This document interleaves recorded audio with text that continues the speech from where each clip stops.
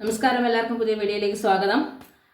ആസിഫ് അലിയുടെ പുതിയ ചിത്രത്തിന്റെ ട്രെയിലർ ടീസർ വന്നിട്ടുണ്ട്. നമ്മൾ കണ്ടു.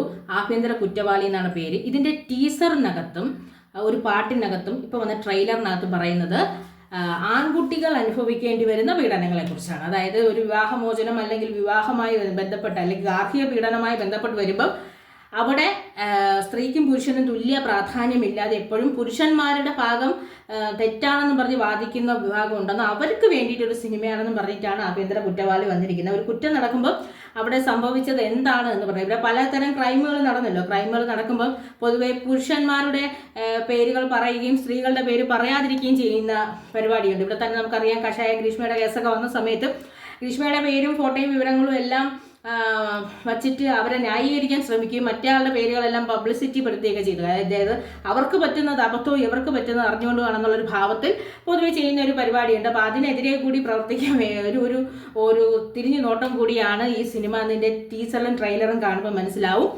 ആസിഫ് അലിയുടെ ഈ വർഷം ഒരു ഗംഭീരമായ ചിത്രമാണ് വന്നത്, രേഖാചിത്രം.